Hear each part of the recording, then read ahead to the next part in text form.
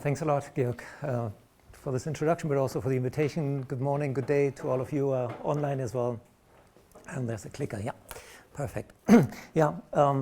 This is Isabel. It's a hurricane, a pretty large category 5. I think it dates back to 2003. And you might wonder, why did I choose this picture? Of course, I don't want to talk about hurricanes here, but it sort of signifies or relates to sort of the hype things around blockchain. I mean, there's no doubt there's sort of waves, and now we also have maybe another wave with some other technologies again, and also relates to sustainability a bit. So you will see it in my presentation, because I really want to explain a bit so how we use blockchain inside a corporate like Siemens. And it's not so different when I look at other larger corporations. But I would like to start with really expressing my deep disappointment that everybody talks about ChatGPT these days and no longer about blockchain. So just a couple of months ago, it was still really very popular to rave around like crypto and blockchain and NFTs, and now everybody talks about ChatGPT. And even sort of they make fun of blockchain, because when you go to the cryptocurrencies and check, there are, I think, over 396 cryptocurrencies that have ChatGPT in the name. Can you imagine? It's almost like they make fun of us being interested in Web3 and decentralized stuff. Of course, most of it is sort of fake currencies, but yeah. Okay, but putting the joking aside, Siemens, I'm not sure if you follow it a little bit. We are very rooted in the physical world.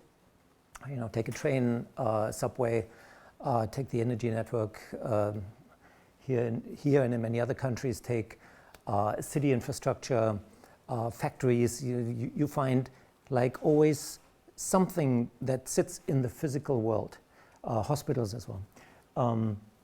And somehow the strategy is to connect the physical world with the digital world. So that's basically the big theme in Siemens. And in this area, we these days always talk about ecosystems. So we understand it's no longer that a large corporate can dominate basically a business. It's more and more that it is an ecosystem. And I will give a couple of examples where we have these kind of use cases. And in order to make business within an ecosystem, you typically talk about platforms. So there are many good examples how the most valuable companies in the world got there because they have a successful platform business. And it's typically a sort of a centralized platform business where if you translate it into an industrial context, into an IoT context, there would be one company having an IoT platform, another company would basically connect to it, would interact in a way. But more and more we see federation, where there are actually two platforms, and maybe the initial transaction comes into the one platform, but this one is associated with a second one. And without realizing, because there's a lot of federation in terms of identity management, for instance, you consume services from another platform. But the real sort of interesting case is actually the one where there's one platform, and this one platform is not run by a single company. Here you still have monetization on the individual company side. But here the hope is that there is one platform, one utility basically, where not one makes a lot of money from looking at transactions and monetize them, but having the platform really serve certain business use cases where you need business processes that cut across different trust domains. That's sort of the key problem statement. Multiple companies, they want to work together, and they want to have very seamless business processes that cut across these individual trust domains. And now let me give you a couple of examples. The first one is actually a finance one. It's easy. Many successful examples in Web3, blockchain, crypto, and so on always go to finance things. for a large corporate like Siemens, of course, we don't do an ICO. We don't go deep into Bitcoin. There are good reasons because it has to do with risk. It has to do with standard accounting processes, for instance, where we cannot maneuver in sort of gray areas where it's not clear how the regulatory side is to be looked at and so on. But one thing has really changed. We saw that the law for so the Electronic Securities Act in Germany changed and allowed to have sort of a decentralized form and paperless form of settling bonds. Bonds is basically when a company needs money, goes to the market and offers basically bonds. And this, in the traditional way, is a little bit inefficient because you always need another bank that sits in the middle. And whoever wants to buy a part of the bond has to basically do like this very traditional settling process. And it takes typically 7 days. It's paper-based, or it used to be paper-based. And now with this change in the law, it was possible to do it in a digital form. And this was actually what we tried out as Siemens. So we issued a bond, I think it was 60 million euro. Don't mix it up, it's not in crypto, so it's not a cryptocurrency that we issued, it's still a euro bond. But the settlement was done on Polygon and Ethereum. So it's a very sort of new way. There was no other non-financial DEX company that did this in the past. And we were sort of the first one, and people really like, wow, it was possible. But let's look at some real business use cases, because in a way you say finance is a support function in a company. There are large business units. How does blockchain really, how is it used there? And in many of the successful use cases, these applications that involve decentralized approaches relate to supply chains, relate to the problem that there's an organization that manufactures something and has a responsibility for everything that goes into the product. So if you take, I don't know, shoes, sneakers, a drink, a glass, or whatever it is, and you would ask, so what was involved here in terms of where are the materials coming from? Who was involved there? Was there child labor involved? Was there like conflict minerals maybe involved in the product? Was it done in a country which is currently embargoed, for instance? So there's a lot of responsibility and need for transparency that goes upstream in the supply chain.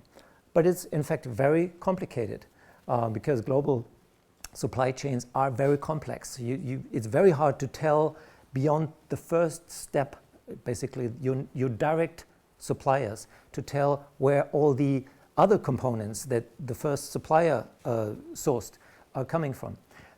And this is sort of a typical ecosystem problem. You have multiple parties, all have their different trust domains. There's reluctance to share information for confidentiality reasons, for good confidentiality reasons. So that's typically also referred as ESG responsibility, environmental social governance responsibility, basically all the parameters with the product that relate with sort of the people who help to create this product, the sustainability aspects, and the governance, basically, you know, are you following all the rules, the ethical rules, and so on. And one of the examples that these days is very often mentioned because it's very tangible, and we all use it in our laptops, in our cars, in the phones that we use, is the battery. We know it's a critical component. Many of the digitalization transformations are driven, so depend on batteries, let's put it this way. And it has an issue because we don't know exactly how to recycle it in a very efficient way. And there are certain materials that are very valuable. There are only few areas in the world where you can source them.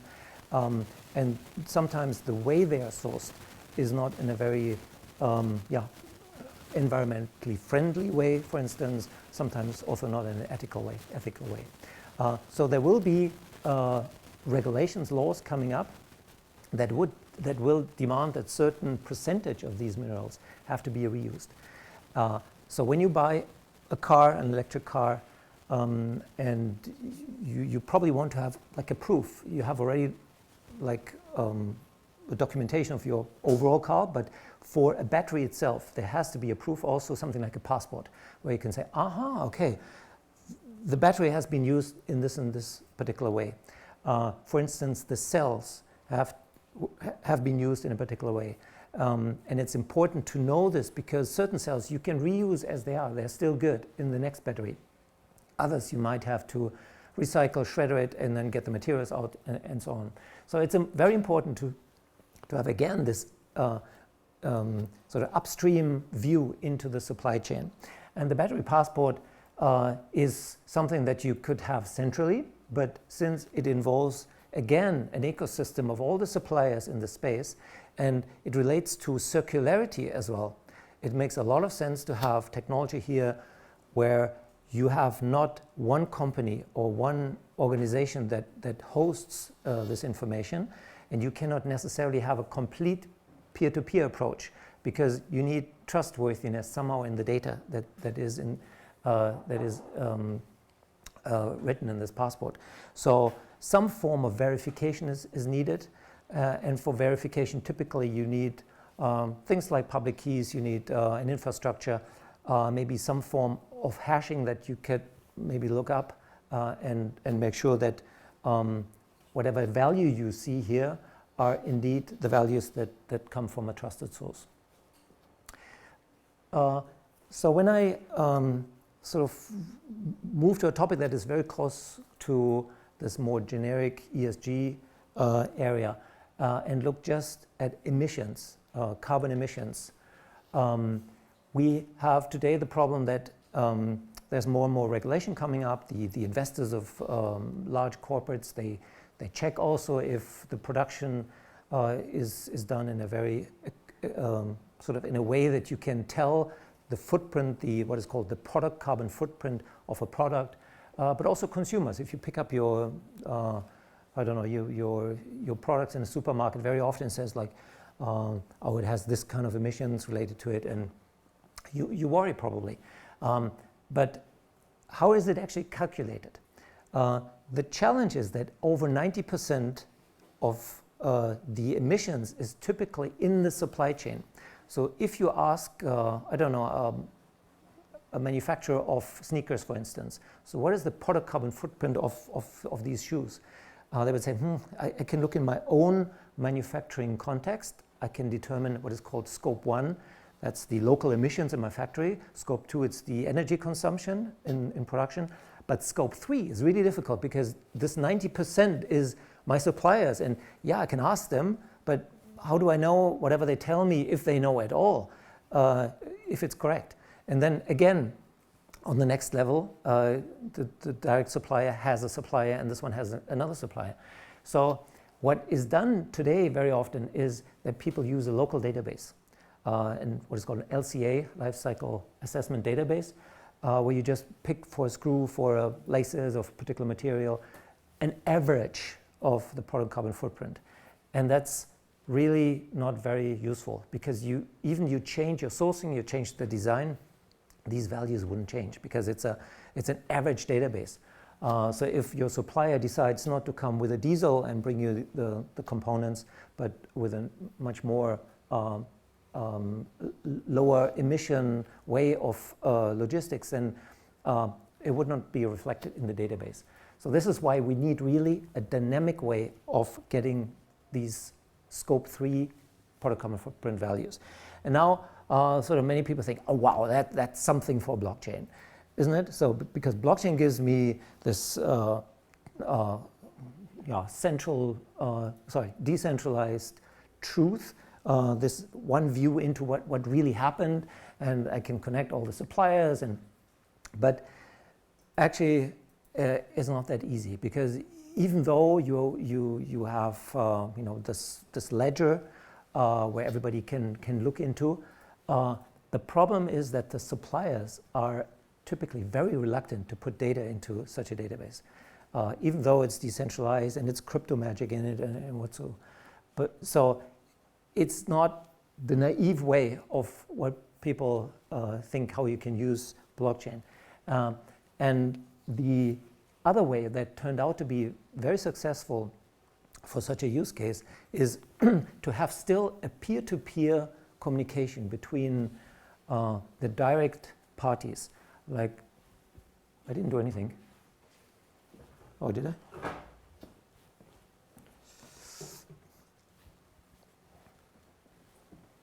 Yeah, thanks. So a customer has a direct relationship to a supplier. A supplier, again, has a direct relationship to its supplier. And likewise, it continues.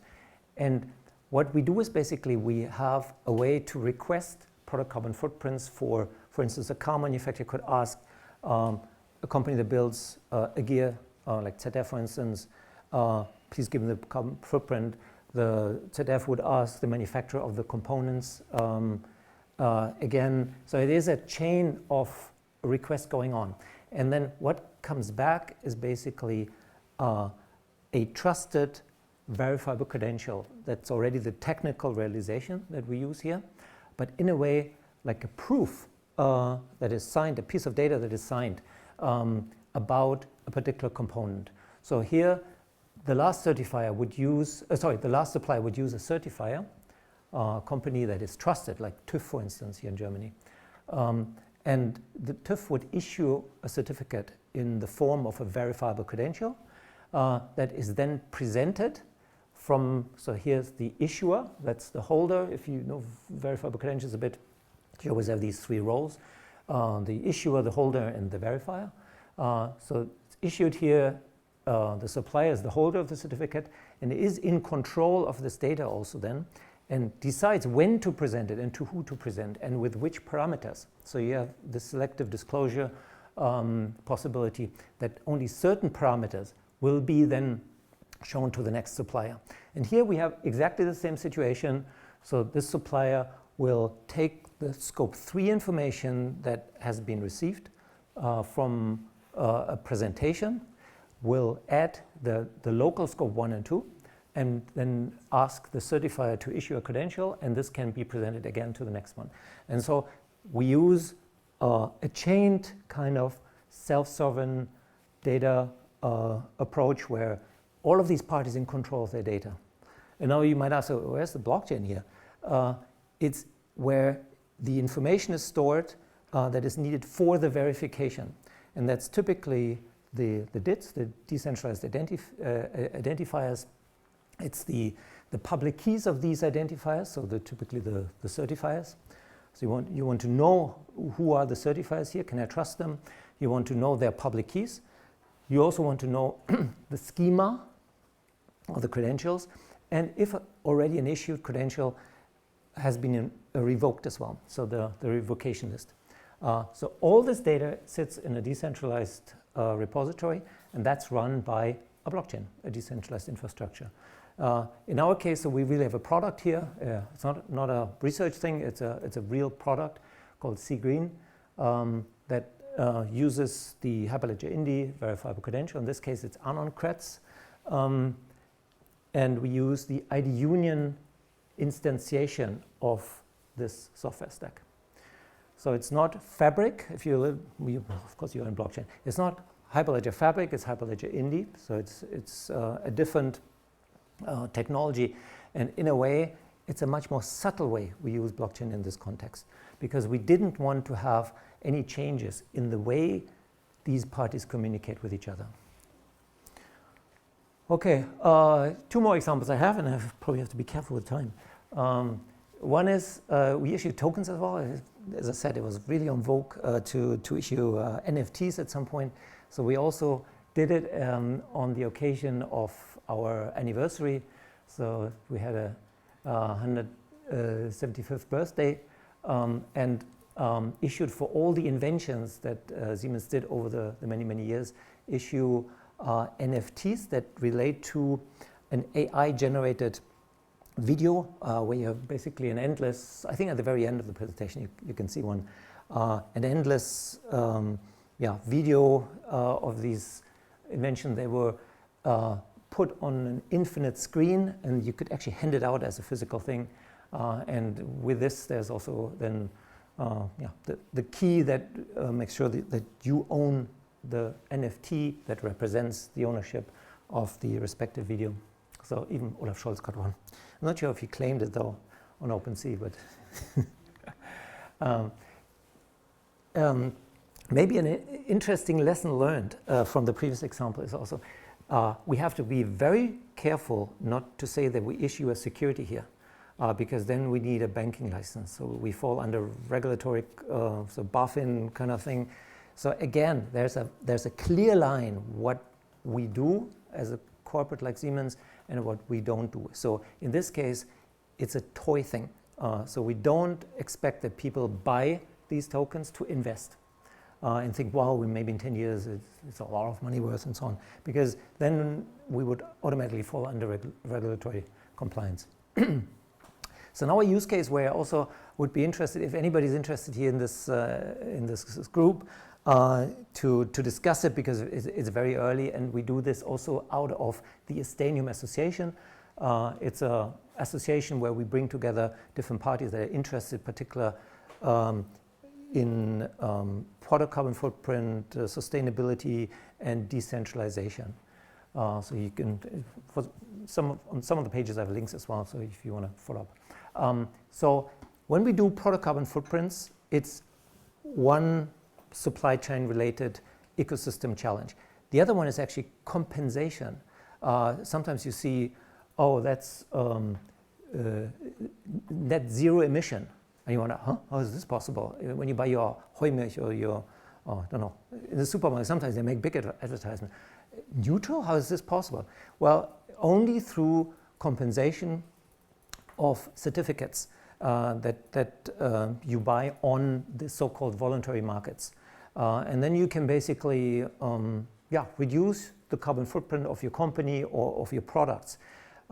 And there's a lot of greenwashing going on, so that certificates are given out for projects like forestation projects, where maybe in a year the trees are cut down again, and it's actually not correct to use them for compensation. So what we want to have is trustworthy compensation as well. And we would love to go, and it's probably not enough time here, to go into the direction of automated market making. If you're familiar with Uniswap, for instance, you probably have to do something. Binance or some of the other crypto exchanges are centralized. Yes, they use a decentralized form of settlement in order to save money with their transactions. But in a way, they're centralized companies. The same with, I don't know, Ripple or whoever it is. But here is a possibility to have a fully decentralized market, where there's not a company that sits in front of a decentralized infrastructure and mediates the transactions, but it's truly decentralized.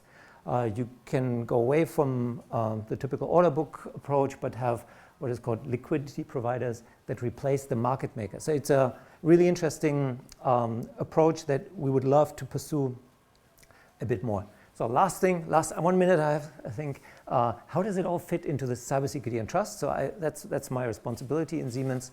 Cybersecurity is confidentiality, integrity, availability, and we do it for enterprises, for the company Siemens, but for the production as well, for the products and solutions, and we do it also for the ecosystem. So it fits here in the broader strategy of Siemens. And it's not by accident that we have cybersecurity and trust. And it's not blockchain, also deliberately, because blockchain has, in the heads of many people, it always goes to Bitcoin and I don't know, the darknet and all the problems, proof of work, whatever is associated with it. So we deliberately call it trust, also because it's much broader in the set of technologies that we have. So with this, I finish now. Thanks a lot.